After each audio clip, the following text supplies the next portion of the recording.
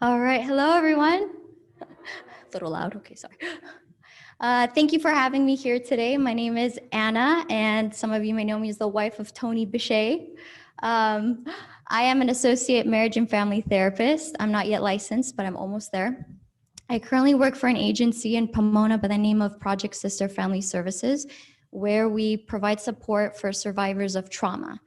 So the main symptom of trauma is anxiety. So I work closely with this on a daily basis with my clients to help them understand what anxiety is and how to cope with it. So today I'll be talking a little bit about what it is to have a basic understanding and some helpful things that can help when you experience it. So if you guys want to shout out some things that you know about anxiety, anything that comes to mind? Stress, yes. Fear. Panic attacks, yeah. No sleep, yeah. So because people are on the Zoom, they can't hear everybody asking the question. So if you're going to talk, you have to come speak. Oh, okay. So yeah, basically from here, when we think of anxiety, there's tension. Someone mentioned panic attacks, stress, worry, phobia. These are some of the things associated with anxiety.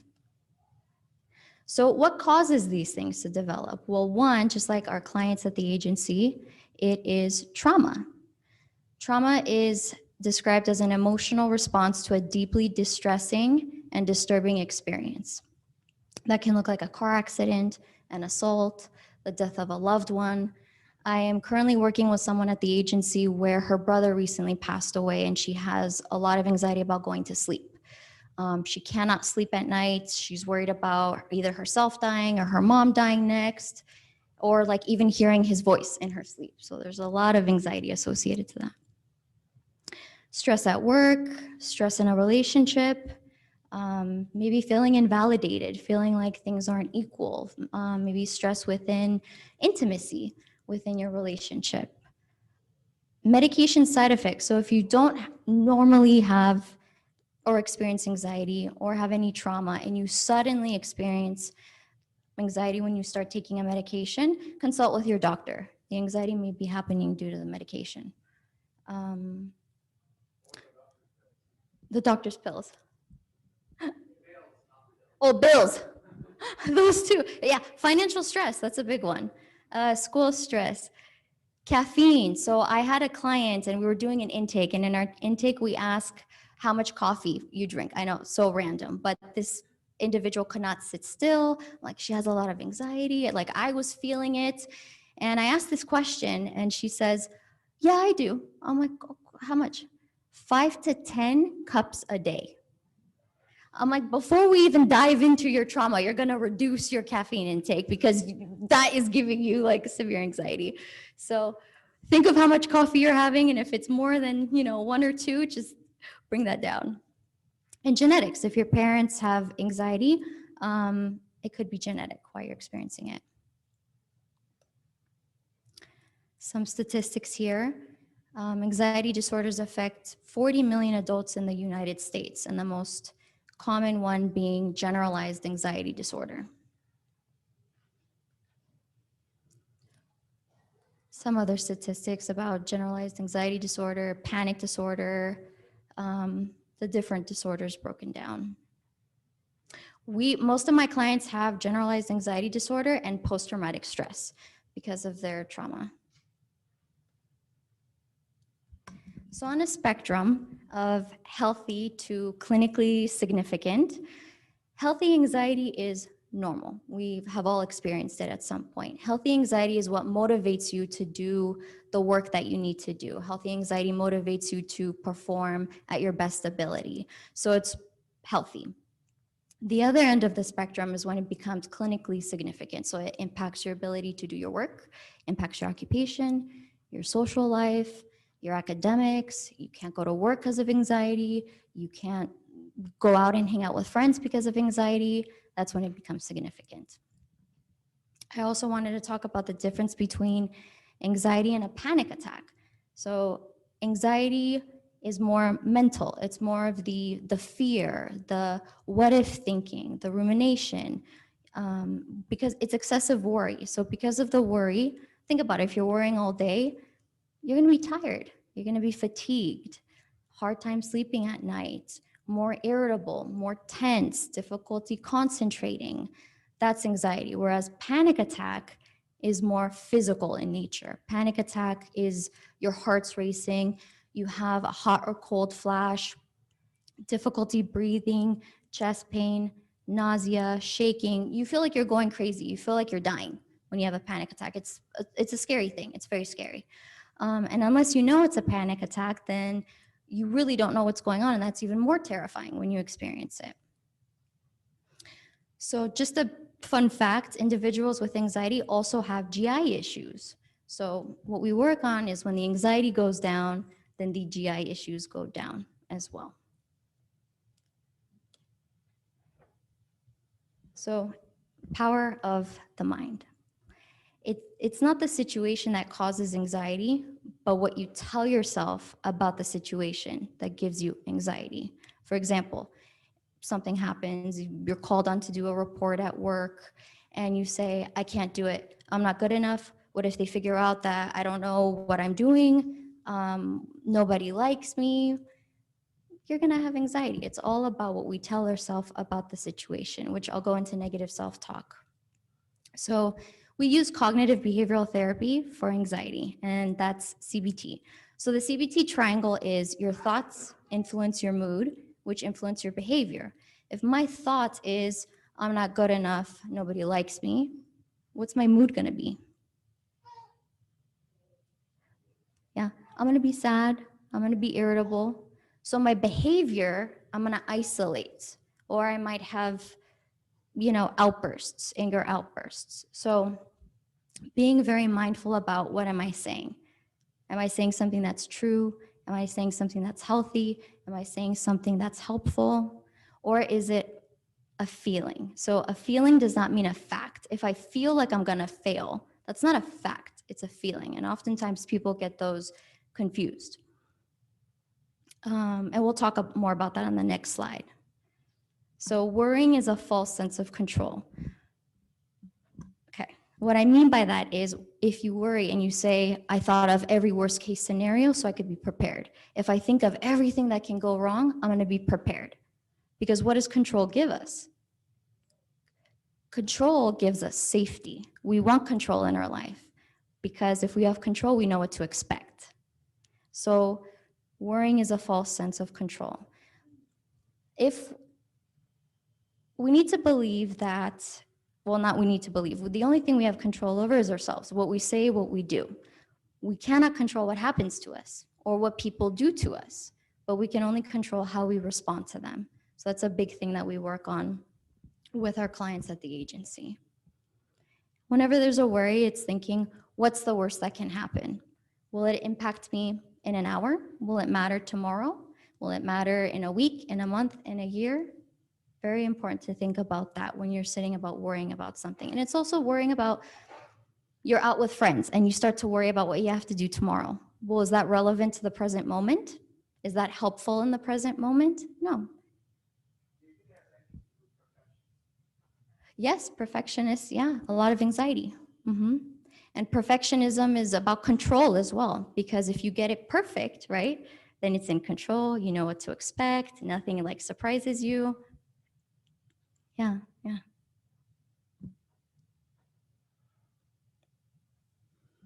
So some helpful questions to ask. What is the evidence that this thought is true when you're having a negative thought, a fearful thought? What is the evidence that this thought is not true? So for the example, you're going on a job interview. I'm gonna fail, I'm not gonna get it. Well, what's the evidence that this is true? What's your history with job interviews, right? Is this a fact or a feeling? I might feel like I'm going to fail, but there's no evidence in my history to support that. I have done this before and I'm qualified and prepared to do it again. That's a way that you can challenge yourself. Challenge yourself when you're just stuck in a thought of fear. Asking, am I 100% sure that this will happen? Whatever that fear may be. And getting out of the fear-based thinking and more in solution-based thinking. So asking, what's the worst that can happen if this fear-based thought actually comes true? If it does, what can I do to cope with it? That gets you in solution focused. So the worst that can happen is that I don't get the job. I can ask for feedback, prepare for the next interview. I know it'll be disappointing, but it's not going to be the end of the world. Asking how many times has this fearful thought, this fear occurred before? And when you're having a negative thought, it's important to tell yourself that this is a fear. It's a feeling. It's not fact. And I don't need it. It's not helping me. It's not true. It's not relevant right there, right now. So these are some forms of distorted thinking that we work with as therapists with our clients. One of the big ones is shoulds. And we do this with our partners a lot. You should do this. Well, you should have known. Or I should have done this. Criticizing yourself and others with shoulds. Shoulds are like rules. And if you break the rule, then there has to be a consequence, right? Because you're angry. Shoulds create a lot of resentment within a relationship. And it also creates a lot of guilt. Because if I thought I should do something and I don't do it, then there's a lot of guilt involved in that. So we could should our life away with things that we think should happen, but it doesn't help anything. It'd be helpful if we change should to I would like for you to do this, or I would like for myself to do this. That would be helpful. Emotional reasoning. I feel like an idiot, so therefore I am. It's kind of like the fact, the feeling is not a fact. Let me see. Overgeneralization. You take a math test, you fail, and then all of a sudden, I suck at math, I fail, I'm gonna fail my math class, and the whole world, everything math related sucks, right? No, we have to stay, okay, we didn't do well in this, but that's okay, we will try again. Let's just catastrophize and say we're gonna fail out of school. I had someone say, if I fail this, I'm gonna fail the class, and then I'm gonna fail my college, and then I'm gonna end up homeless. I'm like, all right, all from just one. You didn't even fail the test yet. You're already homeless. Let's talk about that. Doesn't help. And then all or nothing thinking. So doing things in absolutes, right? Black or white. It's either I'm good or I'm a failure. There's no in between. And black and white thinking is not helpful. It's not healthy. It's very difficult to live with yourself when you're so like all or nothing. Let me see. Mental filter, dwelling on the negatives. So even though positive things are happening in your life, even though good things are happening, all you can see, it's like you have a filter in your eyes, and all you can see and take in are the negatives.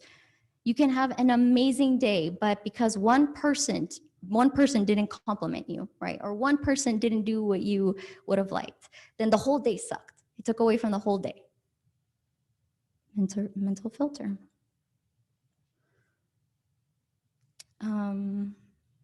And then personalization, blaming yourself for everything. Something can happen around you that has nothing to do with you, but it's your fault somehow. It comes back to you. Yes.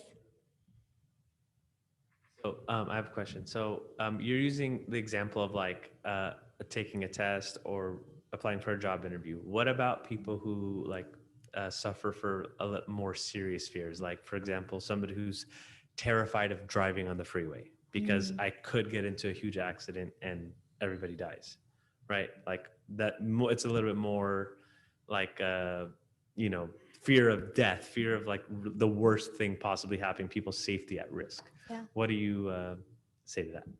I'd say let's go to therapy. Let's talk about it. You got a fear there. So then we ask the individual, well, how many times have you gone into an accident? How many people do you know that have died? Like, where's this fear coming from? How did it develop? And then we challenge it. We say, okay, you went from here to the market. Did you die? Did you crash? Did whatever? And so you just work through that fear and see like where it comes from and just challenge it. It's all about challenging these distorted ways of thinking. Yeah. Any other questions I can try and answer? I'm sorry?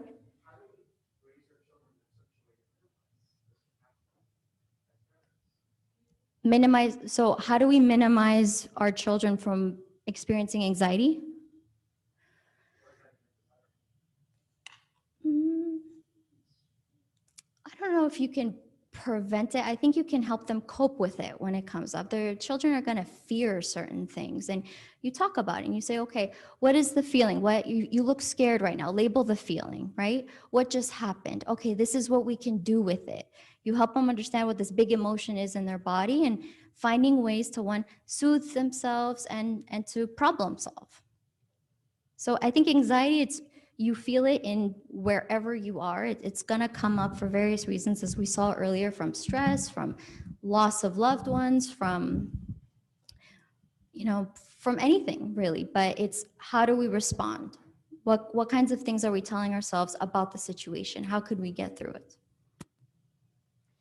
You mentioned earlier that there is a certain level of healthy anxiety, which I guess maybe normal anxiety.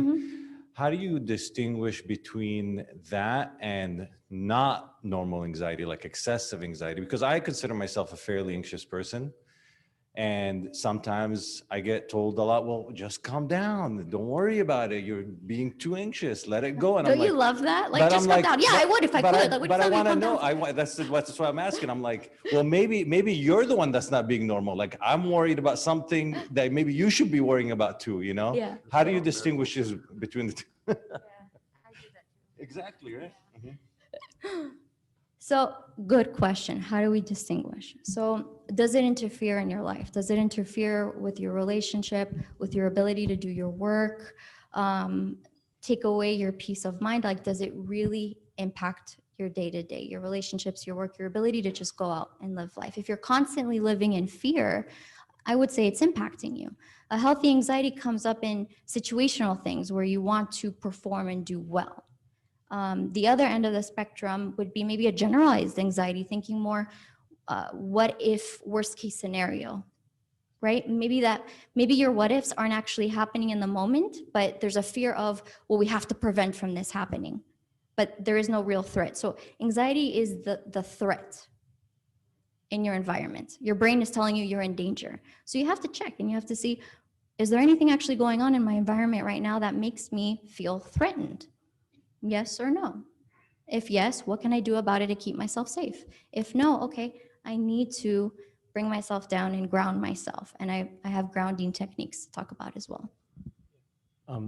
Two things. I think one, it's like, just to reiterate the point you're making, is that it's one thing if I have a presentation at work and then I'm anxious about it. And so it makes me like review my notes more than once and it makes me practice and everything. But it's another thing if I can't do the presentation because I'm anxious. Yes. Like, or it's one thing if I'm, about to walk into, the room here and there's all these people and I don't know how the conversations are going to go. I don't know who to talk to first. So I'm a little anxious because I don't know anyone.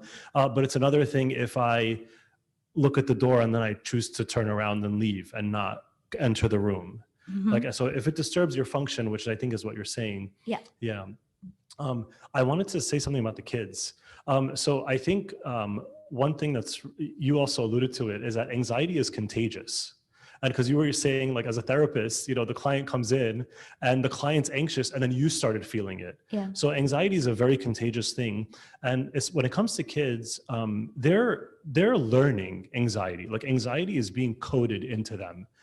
Especially as they're observing their parents. And I remember my first exposure to this was there was an experiment that was video recorded of a little baby, and the researchers put a big snake around the baby, like a safe snake, but it was huge, right? And so what?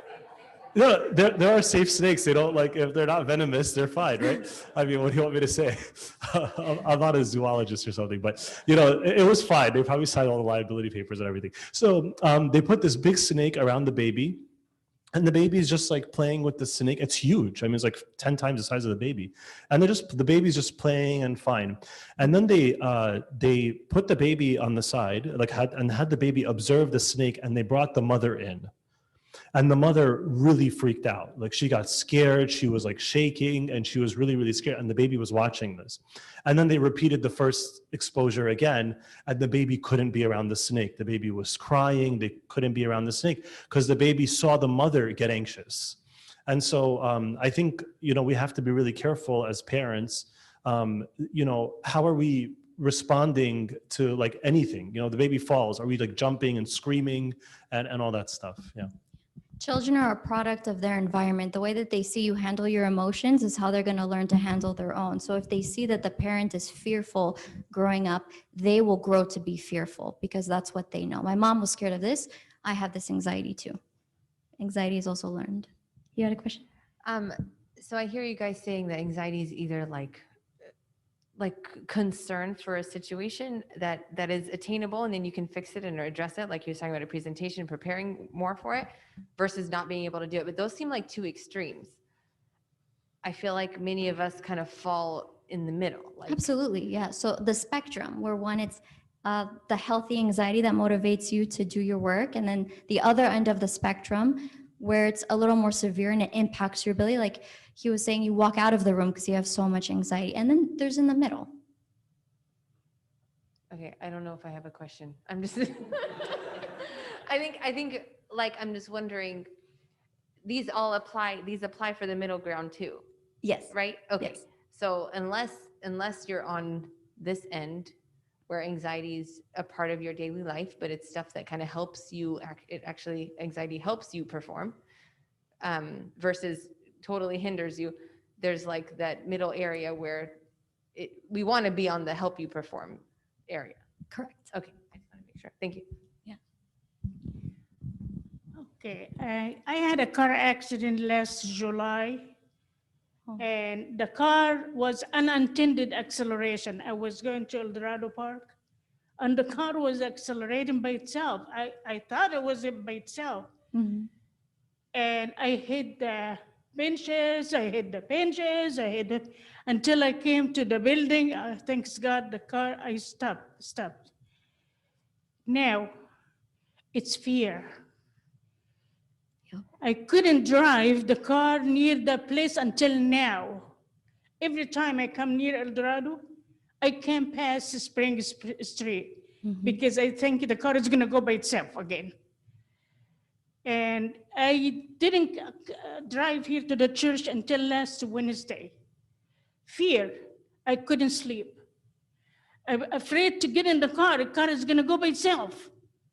But Lexus said, oh, the car is fine, nothing happened. They denied the allegation, but it happened. So many people, Yeah. unintended acceleration. Anyhow, last Monday I said, look, I'm gonna keep being afraid, not to get in the car, not to drive the car. I have to break that fear. I have to do it. Because I'm not going to be driving in a few more years. I'm not going to be driving. I'm going to be older and I can't renew my license, probably. Anyhow, last Tuesday night, I said, I'm going to the church tomorrow. I am going to drive to the church, and I came last Wednesday. Good for you. The car didn't go by itself. The car was okay. I'm glad. So, but we have to think about it, analyze the situation. Mhm. What's happening to me? Why did this happen? I asked the good Lord to help me to get the fear of my mind, of my life, get the fear built in. We have to have faith in God and ask Him to help us to break that fear and to go for it. No anxiety. I can sleep. I couldn't sleep for weeks after the car accident. But thanks God, I came last Wednesday. I took the communion, and I am so happy, and I'm here tonight. And I will drive again tomorrow. Okay. Thank you for sharing. And one, I'm glad you're okay. And that was a really good example about how anxiety can develop. There was an accident, and a fear developed of driving, and it's not, you couldn't get in the car, you were scared to drive, you couldn't sleep at night. That's a really good example of how it becomes the other end of the extreme of the spectrum, that anxiety can impact you. Yeah. Thank you for sharing that. Yes. We were at a clergy meeting yesterday, and a lot of the priests we had some discussion groups, and a lot of the priests were saying how the pandemic has really caused a lot of fear and anxiety in youth and young people. And this has kind of caused some people to really just shut everything off and be anxious of everything, to the point of like complete apathy, like not even getting up, or like in a kind of a paralysis kind of way, like not really dealing with the situation, and just staying in their rooms all day. The big decision that they have in their life is which couch they're going to stay on. And this is something I think that I'm struggling to how to help people like that, and recognizing that, and so maybe if you in your talk kind of address ways that we can help others that we may be seeing struggling with these things. Yeah. And definitely numbers are skyrocketing for people that are seeking mental health services because of the pandemic. Think about it. We're made to be social. We're social beings. Isolation is not good for us. There's a fear of, what if I get sick? What if I lose a family member? Or we can't go about our normal routine. The isolation is so bad for us. And it develops in anxiety, in depression. Yeah, there's a lot of that right now.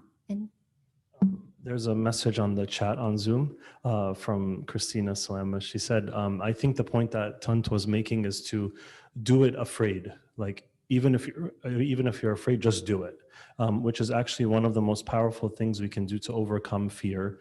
Oftentimes, we convince ourselves that we have to resolve the fear before taking the next step. absolutely.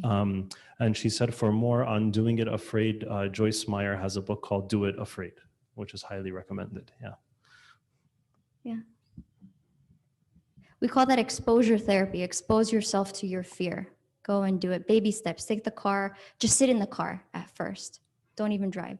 Take it, from around the block, taking baby steps and exposing yourself. And each time that you expose yourself to a fear, knowing, okay, it wasn't so bad. It was okay.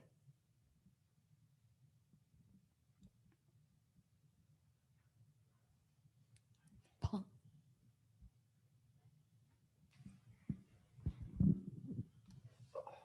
So I guess going back to like a bonus point in a little bit, I have a friend who is a police officer, and right now like the whole mentality about them is pretty awful. So he's struggling pretty much, like waking up and just going to work. So I guess like, how do you tell someone that they'll get through something that's like in their environment constantly? That's a good question. And that's tough.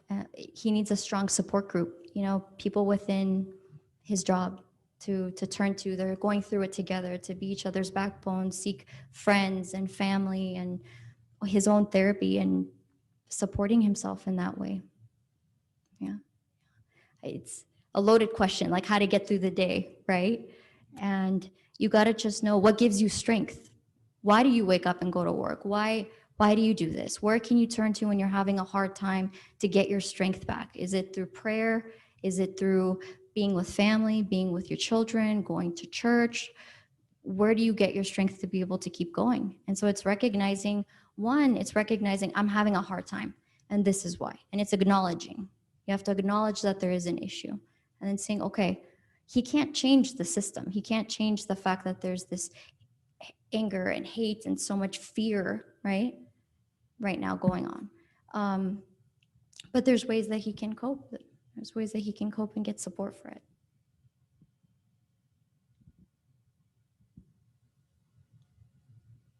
That's very general off the top of my head, I know, but yeah. Therapy. Yeah. But it's not being alone in it, it's sharing it. You have a spouse, you have a partner, share that fear with your partner. You have friends going through it, you have family, like seek your people. Right now in the pandemic, it's hard to go out and just see who you want and be in person, but call, FaceTime, text, like keep in touch with the people that are good for you, that support you, that uplift you. I want to thank Tony because he is one of the best person helping me. He said, don't be afraid, try it. And it happened. I drove to Kaiser, nearly got into my tire, got a flat tire. Exposure therapy gone wrong. Nail in the tire.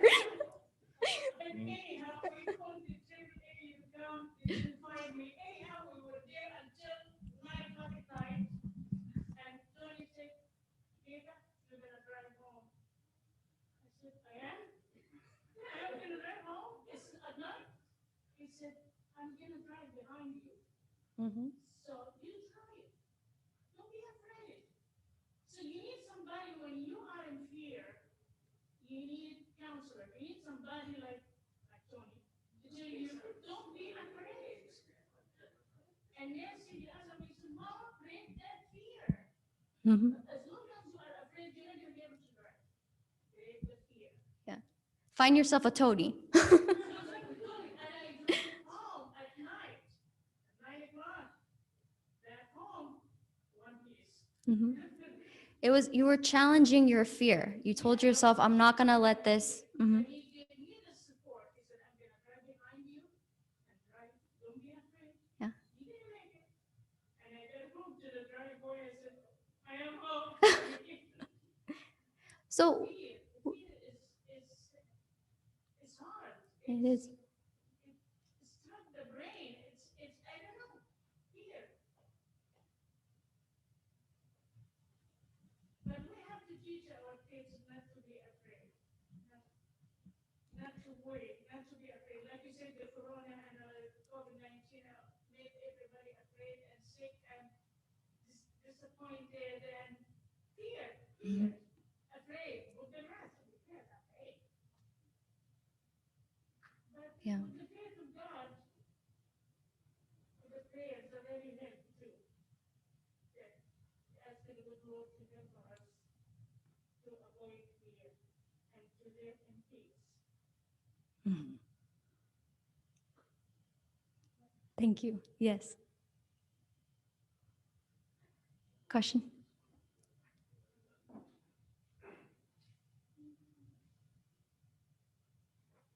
A couple different questions.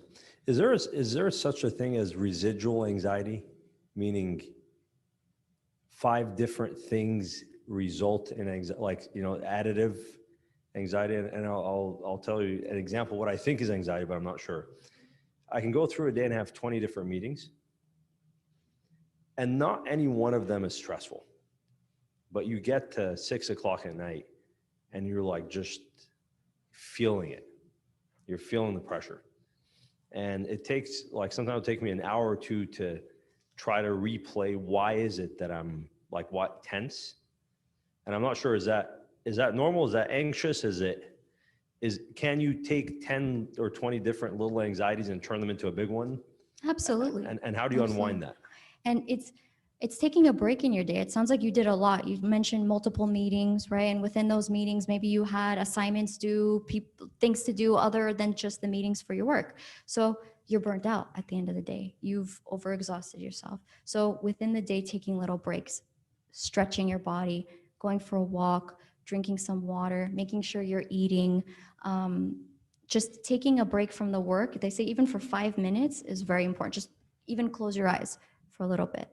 Taking a break in between your hectic schedules is important to keep you going and also helps alleviate burnout from happening. Yeah, so it sounds, yeah. After a long day like that, the tension built up from being bam, bam, bam, back to back with everything.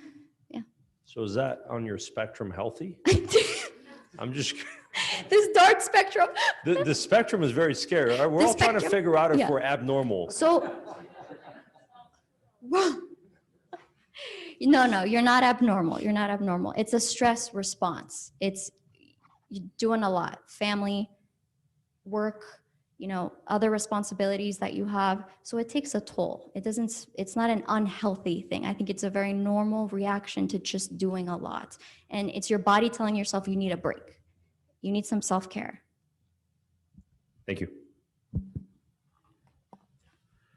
Just to add to the cop comment that Paul made, I don't know if it's enough, but if I'm a friend for that cop, I would say, no matter what everybody else is saying, or no matter what's out there, you have my support, you have my admiration, you have my respect, and try to build up the situation that way and the person that way.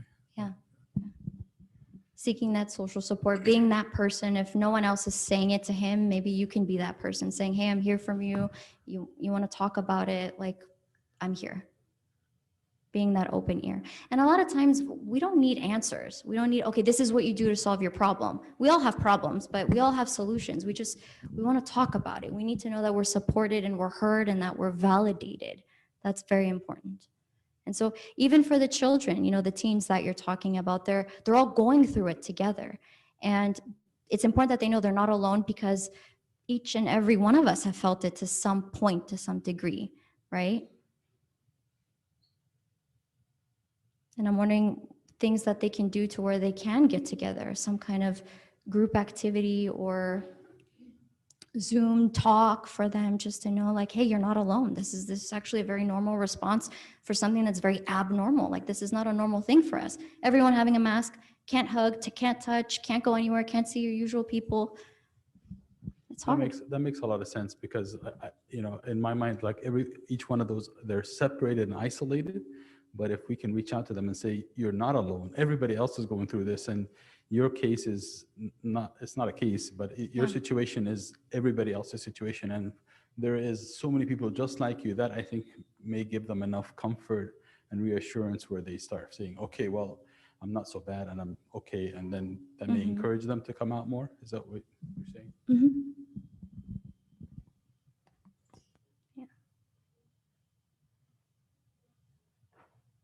The number one thing is just reach out to your people.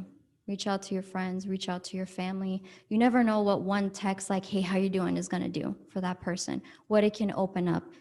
You may really make their day with just a simple, hey, I thought of you, how you doing? They feel cared for. They feel like, hey, someone remembered me, someone is noticing me. So many people tell me, I've lost friends. I have like 2 good ones now, because people just are not really keeping in touch. If I don't see you, out of sight, out of mind, I love you, hope to see you someday, but there's no real effort being put in to keep the connections going.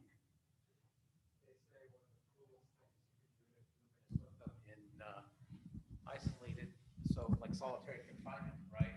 So for a lot of people, this pandemic has basically been a year of almost solitary confinement. So it's no wonder we're seeing the spikes in violence and mental illness and physical illness and everything. What role do you think spirituality, obviously since we're here in an Orthodox setting, what role does spirituality have in the healing of anxiety? I mean, obviously there's pills, but I can tell you from prescribing them, I'm a physician myself, they're not a panacea. Maybe you have some thoughts on that, given your own unique experience and crossover being Orthodox as well.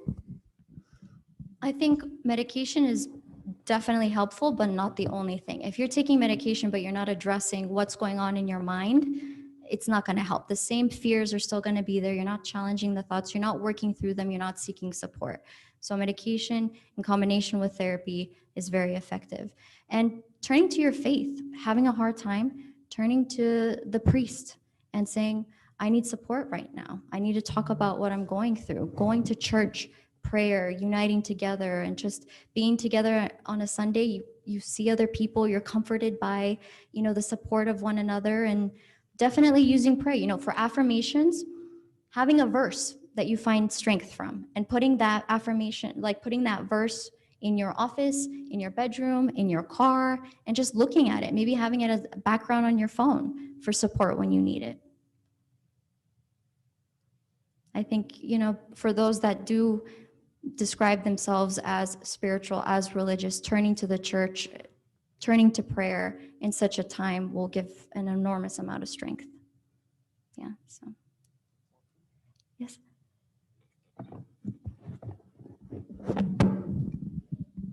So just like a quick Google search, Bible verses of fear and anxiety, you know, there are about 100.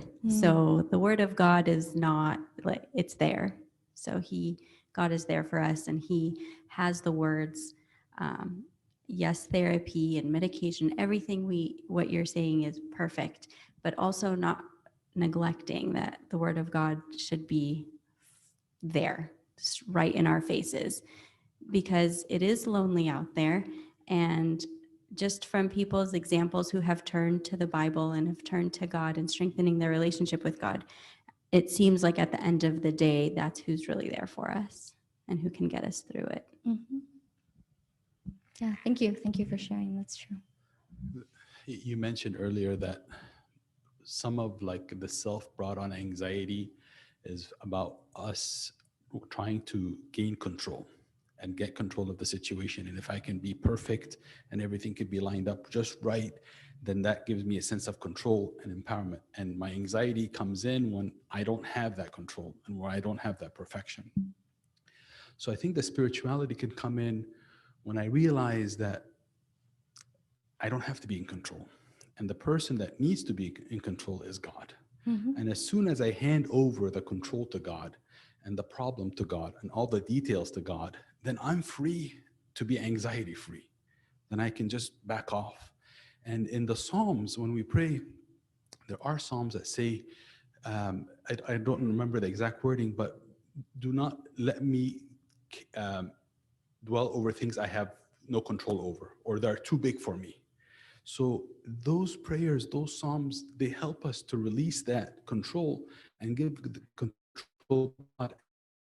I don't have to be perfect anymore. I don't have to have full control anymore. And I think that is a spiritual way to approach it. And I think that'll help us with anxiety quite a bit. Mm-hmm. Absolutely. That control piece is huge. It's things that happen to us we cannot control. And ultimately, we know our lives are in the hands of God. And we are protected. We are guided. We are supported and given strength when we need it. We just have to turn and pray and ask for it and seek it.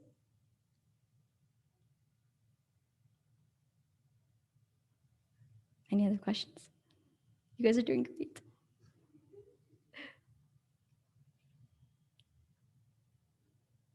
So I had a little bit of information for a panic attack.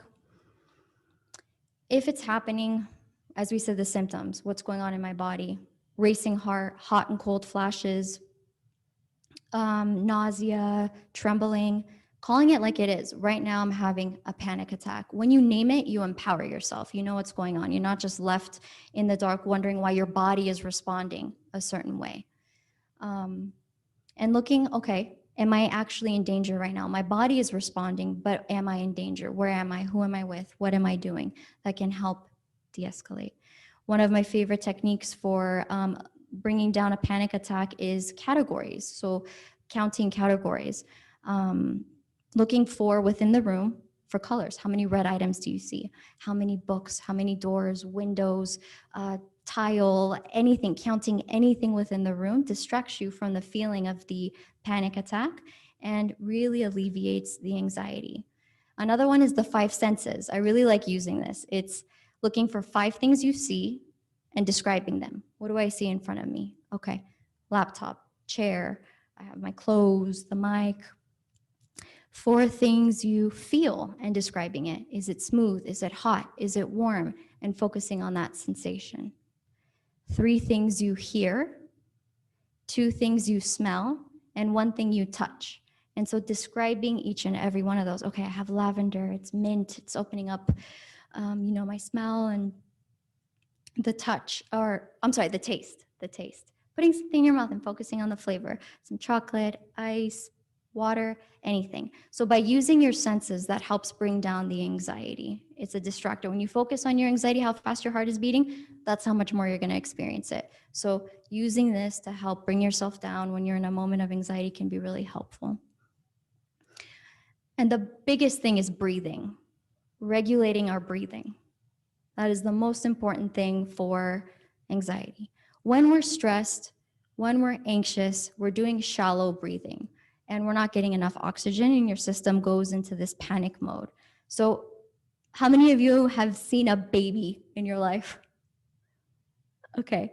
They breathe properly. Babies do belly breaths, and it's like you see their belly going out and going back in. So I want us all to practice this. You're going to put your hands on your belly,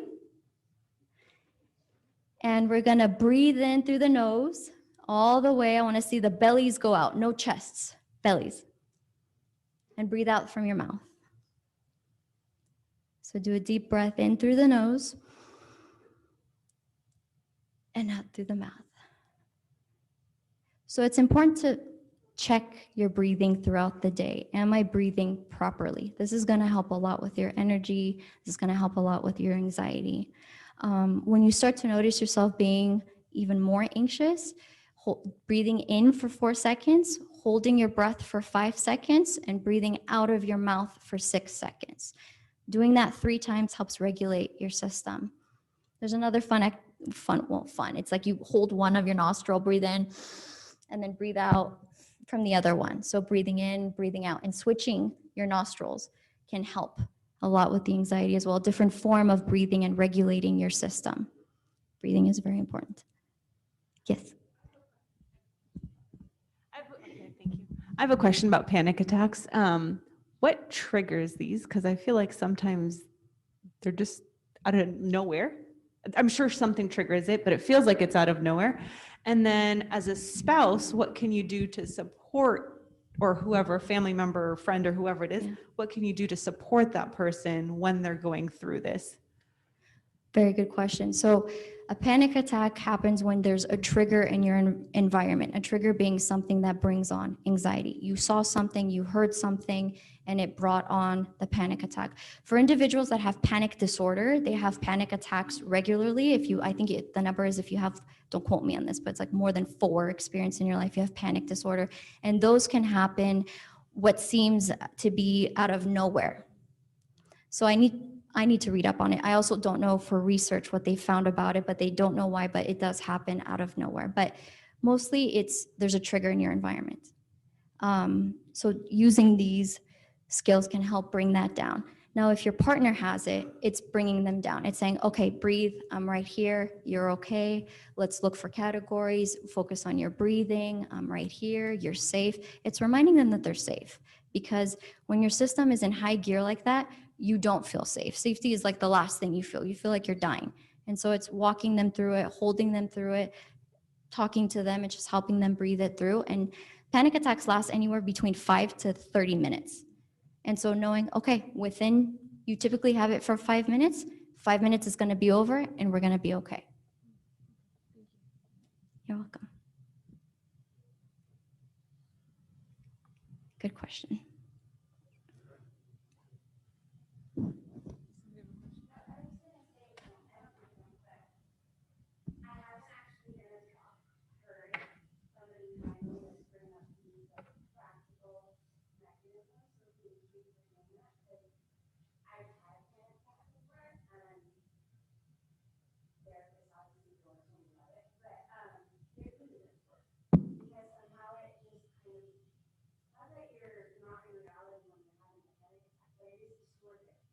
Yeah.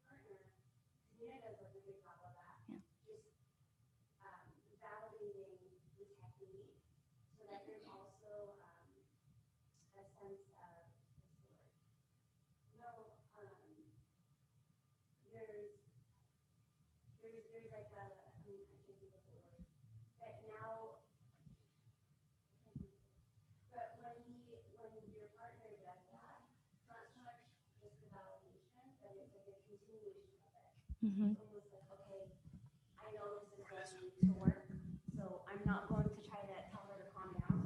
I'm going to do what, very loud. I know I'm going to do what I know is going to work for her in her moment right now versus like trying to, like you were saying before, like I think it was Mina Ibrahim was saying, somebody trying to just tell you, oh, calm down, relax, like nothing's wrong. It's like, no, like really trying to meet your partner where they're at and then continuing like that technique so that the partner feels validated. Like I'm not crazy for one, having a panic attack, but then also no one thinks I'm crazy for pointing out things in a room, if that's one of the mechanisms, for example. Mhm, mhm. Yes, thank you for sharing that. That's the support of the partner is so important because in the moment you can forget when you're so caught up in the fear. It's hard to, if you haven't really practiced it, it's hard to find those coping skills. It's hard to do the grounding technique because you're caught up in what the panic attack feels like. So sharing with your partner, this is what helps me when I have a panic attack. This is what my anxiety looks like.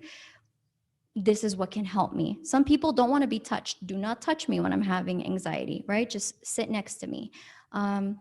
Others just, they want to be held. So it depends. Some people want to jump in the shower and just wash the anxiety away. I recommend Epsom salt baths to everyone. Go buy Dr. Teal's lavender Epsom salt, and that's the most amazing thing ever. Yes, yes. So your partners need to know what your triggers are. First of all, you need to know what your triggers are so you can know what brings the anxiety on. And then you teach your partners, this is what gives me anxiety. Situations like this are what gives me anxiety. And this is also what helps when I experience my anxiety. Yes?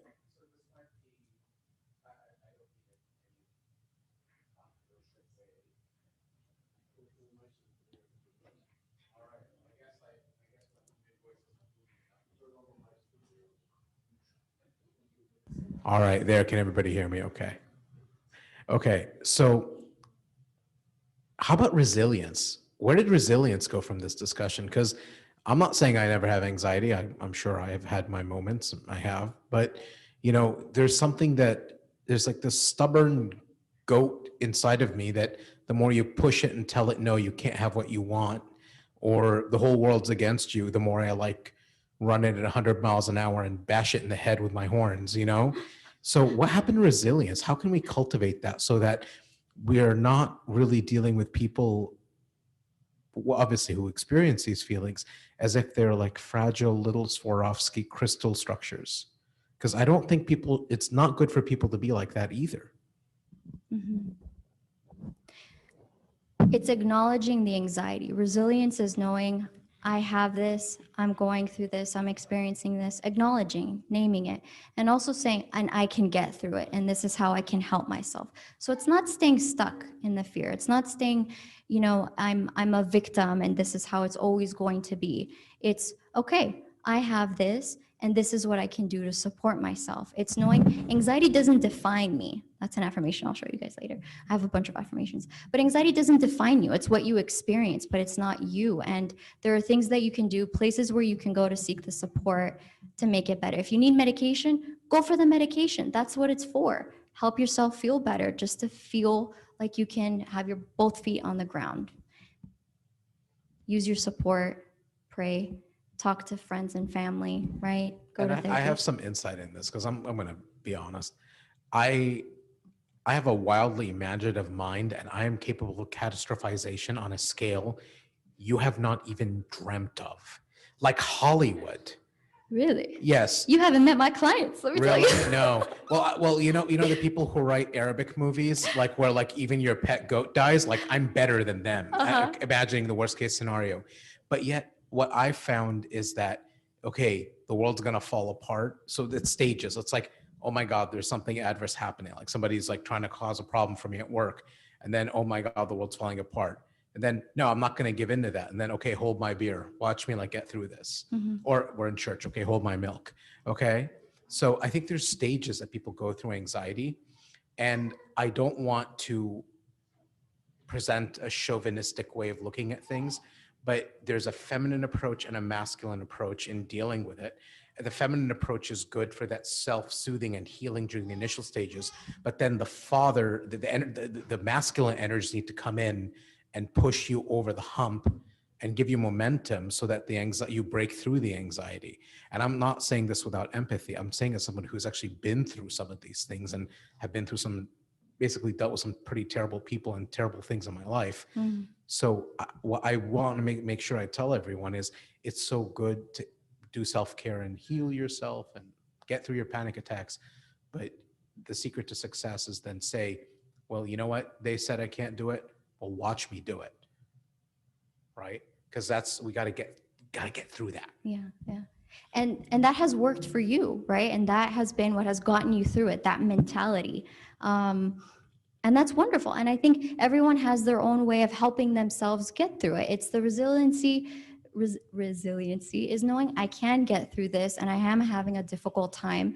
And by taking care of myself first and acknowledging that this is hard and seeking the support that I have, I can absolutely get through it. So sometimes there's a conflict with that, because if I'm having a hard time, but it's like, now I'm going to put it aside and I'm going to I got to push through it.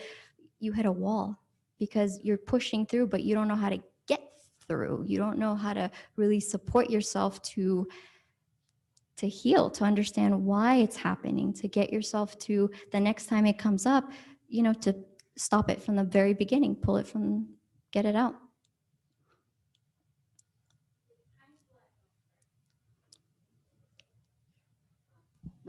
Hello? Okay. So I get what Rami's saying, like, where's that balance? Like, can you be too...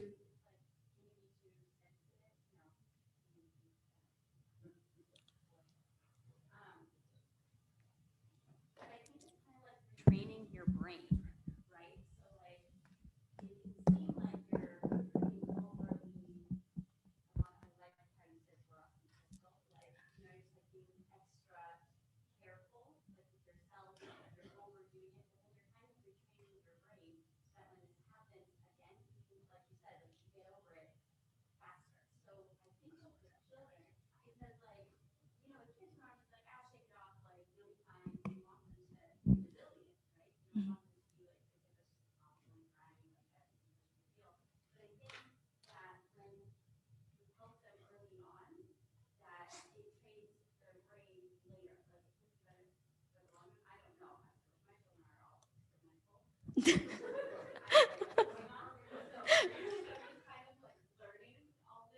Yeah.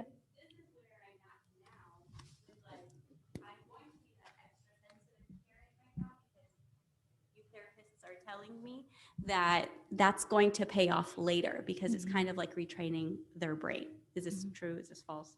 I don't know. Don't trust the therapist. No, no. I like. What do you think? Is that right? Like when you're like when you make them like name their feelings all the time, early, and then later, and so then we could do this with ourselves. Yes. Yes. Yes. So yes, you want your children to know what is the feeling that they're experiencing. Right now they're sad. Okay, you're upset. Tell me what happened. Okay, you're angry. Let's talk about it. And this is what we can do with the anger. So it's not, oh honey, you're okay. And oh, should I wipe this and do this? And please don't cry. And when you're panicking, they're gonna panic. They cry even more because you're basically crying with them. So they think, okay, well my boo-boo must be bad and I'm just gonna milk it now. And I'm just gonna, you wanna label, name it, and then teach them how to cope with it. So knowing that they can get through it next time.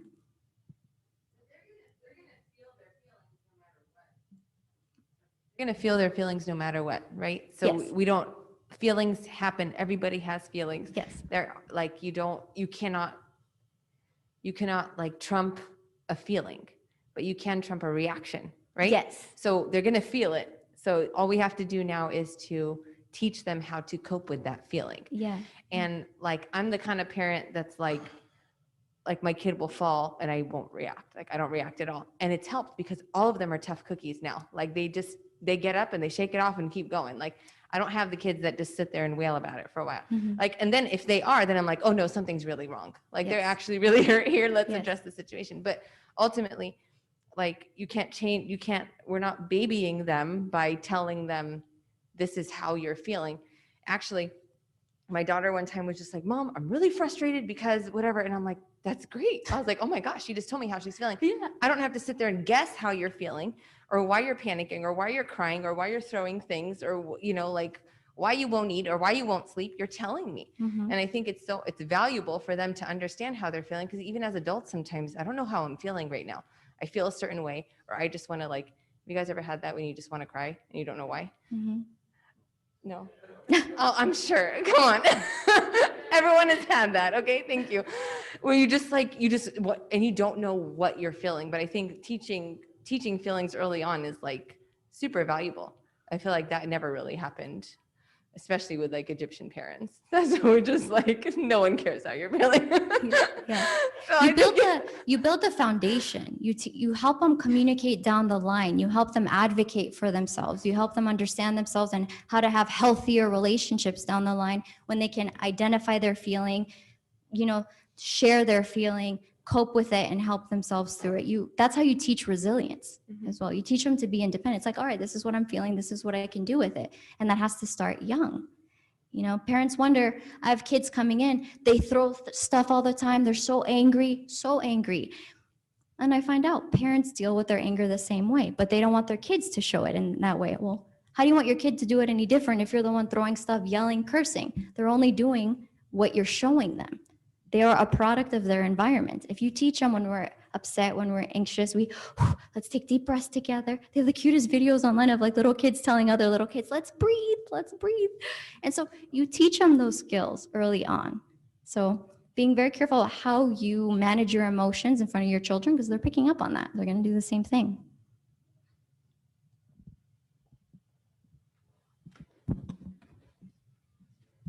So I just wanted to say something too along the same topic. Like, I think the resilience is like, from what I'm hearing, it's like resilience and coping. There's this like misconception that they're opposite. That the resilience is in coping with your emotions, Yes. right? Yeah. I mean, anybody go to work, and I have plenty of coworkers like, dude, their parents messed them up. They don't know how they're feeling. Like, have you ever met somebody like that?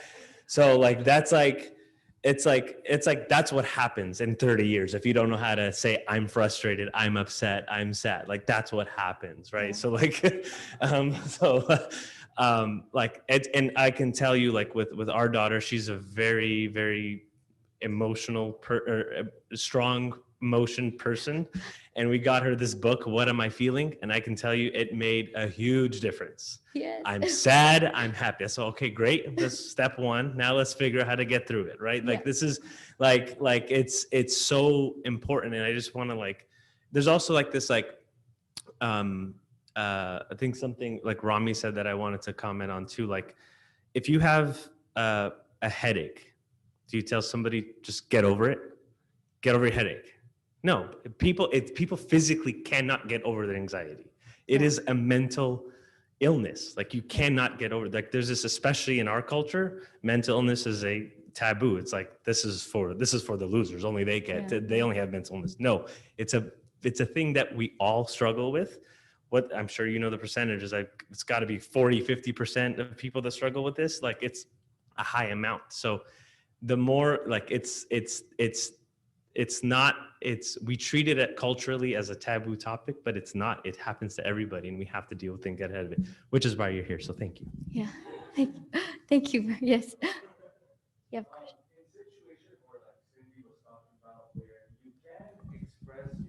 You can't express your emotion. Like, I get anxiety sometimes. I'm like, why am I anxious? My older daughter the other night, she kept saying, I feel frustrated. And she was crying. She's like, I feel frustrated, but she couldn't tell us why she's frustrated. Sometimes we all have that, where we feel a very strong emotion, a very strong feeling, but we don't know why. Is there any coping mechanisms or techniques that can help with that? Acknowledging the emotion. Right now, I'm frustrated. Right now, I'm anxious. Okay. I might not know why immediately, but I do know the feeling. What can I do with that feeling? Right? What helps me in this moment? Maybe I need some time away from my family and I need to just go to the garage, do a breather. Maybe I need to go for a walk. And then when you come back and you're more grounded, you can say, okay, let me reflect on that. What did I just hear? What did I just do? What did I just think of that might have brought on that anxiety? But it's just, if you don't know in that moment, that's okay. Just focus on what you do know. And I have a feeling that I need to deal with right now. Yeah. overwhelmed, giving myself a break. If I need to step out, take your breaks when you need it, right? It's, honey, give me 5 to 10 minutes. I'm going to go to the other room, or I'm going to go for a walk, and I'm going to come back. Please don't do like some of the clients. I'm going to go for a walk. They go to a bar, 3 hours later, they're back, and then they're like off their face. They don't know what they're doing. It's like, you have to trust your partners and say, if I'm going for a walk or I'm coming back. You cannot bar situation. Maladaptive. Yes, that is correct. So resiliency. Growing up, this is where it comes with your parents. What were you taught about your feelings growing up? Were you taught this is what they are, this is how you cope with them? If not, and most of my clients didn't have that, they turned to drug use, they turned to alcohol, they turned to other just poor ways of coping, cutting. There's a lot of cutting. So some people have a trauma, but they're more resilient because of their support system, because of their faith. Other individuals have a trauma, not as much support growing up, not very many healthy coping skills, healthy ways of just dealing with things. They haven't learned that, so they turn to unhealthy ways of coping, numbing, substance use, things like that.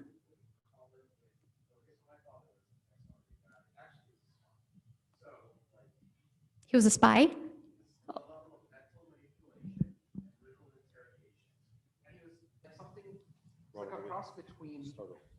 Yeah, so he's like a cross between Rambo and Robert De Niro. That's my dad. To him, like, you couldn't make this man cry if you dropped a 10-ton anvil on him. And he expected the same of me growing up, you know? And to me, showing emotion was always a sign of weakness. And you never complained. You always pushed through. You got results no matter what. You know, very much like the general staff mentality, like it was if your father was like in the Joint Chiefs or something. That's just how he raised me. And I decided that that was obviously a warped way of looking at the world. But then I look at people, and I'm sorry, I hope this doesn't apply to anyone, who are in their parents' basement and they're like 45 years old. And they are always perseverating about their emotions. They're always hyper aware of them. They're unable to get through any trauma. And what I said is, I have 2 beautiful children, ages 6 and 3. Like, how do I combine that, 20 years of boot camp I went through with this like softer, kinder approach, you know, psychology, to have children that maybe aren't burnt to a crisp with toxic masculinity, but also aren't like covered in like powdered sugar, like something like right down the middle.